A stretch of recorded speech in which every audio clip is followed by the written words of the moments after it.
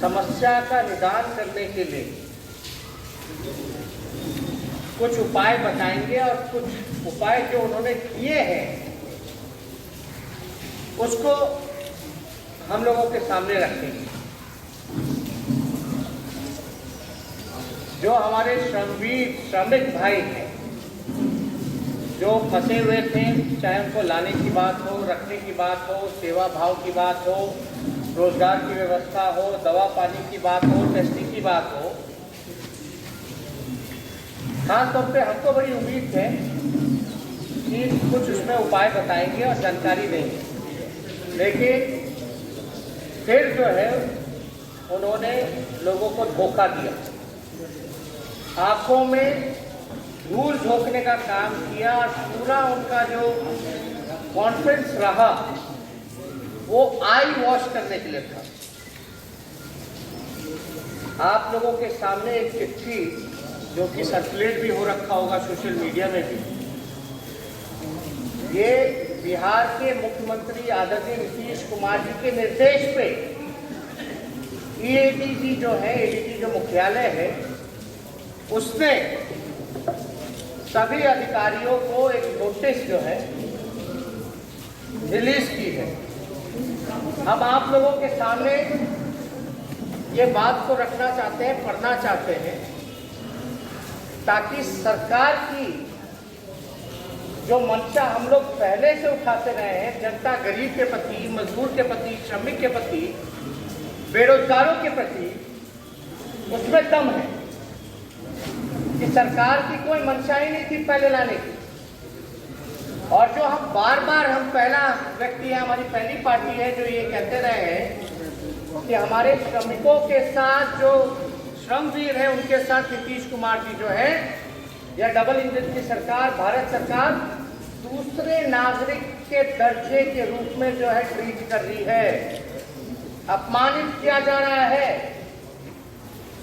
आप देखिएगा उस प्रेस कॉन्फ्रेंस में या वीडियो कॉन्फ्रेंसिंग में नीतीश कुमार जी ने बड़ा परहेज के एक प्रवचन बताई कि प्रवासी नहीं है, प्रवासी शब्द पे जोर दिया गया था।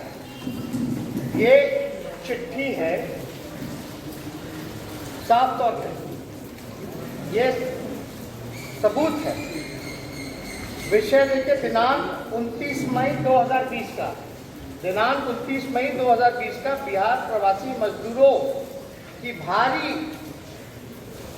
आमद के कारण गंभीर विधि व्यवस्था की समस्या होने की आशंका के संबंध में।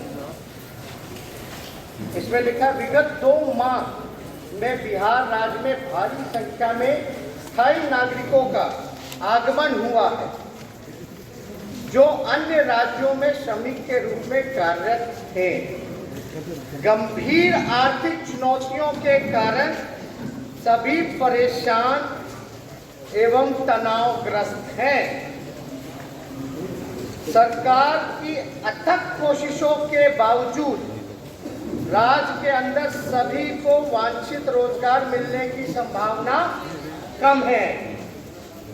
इस कारण स्वयं एवं अपने परिवार का भरण पोषण करने के उद्देश्य से वह अनैतिक, गौर कीजिएगा, वो अनैतिक एवं विधि विरुद्ध गतिविधियों में शामिल हो सकते हैं।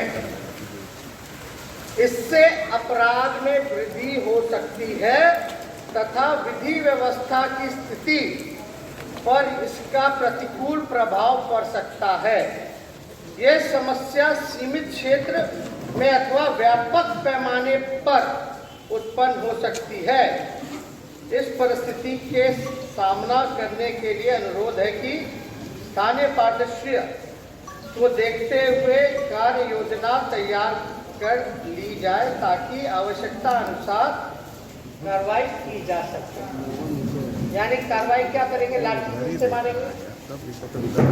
मतलब जो हमारे खून पसीने का जो कमाते हैं, जो पूरे देश को खड़ा करने का काम किया, जो श्रमिक भाई हैं, उनको नीतीश कुमार जी जो है चोर समझते हैं, लुटेरा समझते हैं, क्रिमिनल समझते हैं।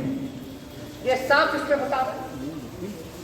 हम जानना चाहते हैं, इसमें साफ सरकार का मानना है कि अगर ये आएंगे तो क्राइम बढ़ेगा। और इसमें एक पहले ही पैराग्राफ में आप देखिएगा, भारी संख्या में स्थानीय नागरिकों का आगमन हुआ है जो राज्य श्रमिक के रूप में कार्यरत थे, गंभीर आर्थिक चुनौतियों के कारण और सभी परेशानी और तनावग्रस्त हैं।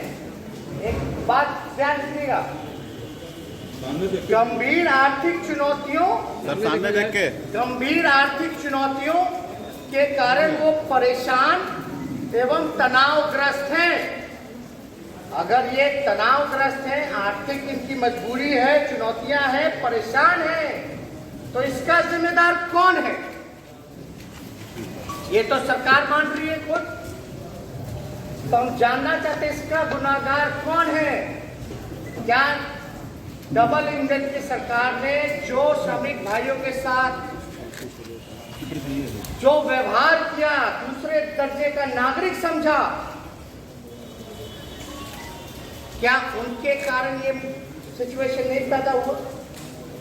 क्या राज्य की सरकार जो अपनाने से मुकर गई, लाने से मुकर गई, क्वारंटाइन करने से मुकर गई, उनका टेस्ट कराने से मुकर गई, क्या नीतीश कुमार इनके दोषी है कि नहीं है?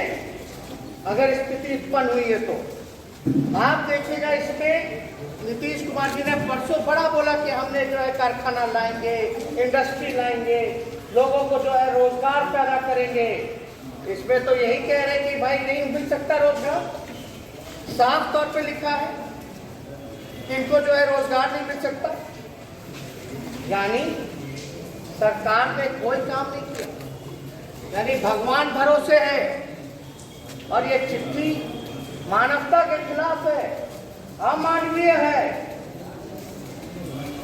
इसका हम लोग पूरा घोर विरोध करेंगे, प्रतिकार करेंगे। 7 तारीख को थाली बजाएंगे और मेरी अपील होगी कि जो मजदूर भाई, जो गरीब है, जो बेरोजगार है, वो सब जो है ऐसे सरकार को जवाब दें जिस प्रकार का रवैया आप लोगों के प्रति ये अपनाने का काम किया। हमारे लोग हैं, हमारे भाई हैं जो दूसरे राज्य जाते हैं। और नीतीश कुमार जी आप प्रवासी में जो चर्चा कर रहे थे, ज्ञान दे रहे थे, प्रवचन दे रहे थे, यहाँ हर जगह जो है प्रवासी शब्द का इस्तेमाल किया गया। आप ज्ञान की क्या बात कर रहे हैं? आप देखिएगा, ये नीतीश कुमार जी का ट्विटर हैंडल है। अजय, ये नीतीश कुमार जी का ट्विटर हैंडल है, सर इधर देखिए। हाँ, ऑफिशियल ट्विटर हैंडल है। डेट 17 मई 2020, प्रवासी मजदूर लिखे। एक आध ट्वीट में नहीं, चलो एक आध बार गलती से हो जाए, लेकिन हर जगह देखिए प्रवासी मजदूर। ये 29 अप्रैल का, ये जो है प्रवासी मजदूर 17 मई तक लगातार जो इनके ट्वीट पे प्रवासी शब्द का इस्तेमाल किया। इनके कथनी और करनी में भारी अंतर है। कोई विश्वास नहीं करता। इधर सामने आकर के कह रहे कि रोजगार देंगे, उधर कह रहे कि लोग जो है स्थिति ऐसी उत्पन्न हो गई है कि लोगों को डंडा मारने के लिए तैयार रहो, गोली मारो।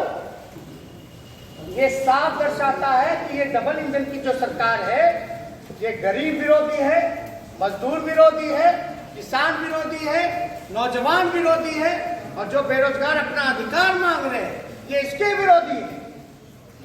इसलिए हमारा विपक्ष का लगातार हम लोग शुरू दिन से कहते रहे, अगर हमारे सलाह को, हमारे सहयोग को आप लेते तो ये स्थिति जो है उत्पन्न नहीं हो पाती। हम उपाय बताते। अब मान लीजिए सरकार के हिसाब से 30 लाख से अधिक जो है श्रमिक लोग जो है आ गए हैं। हम सरकार से पूछना चाहते हैं, ये 30 लाख लोग जो आए हैं, इनके लिए कौन सा आपने आश्वासन के अलावा आपका इनको रोजगार दिलाने में कौन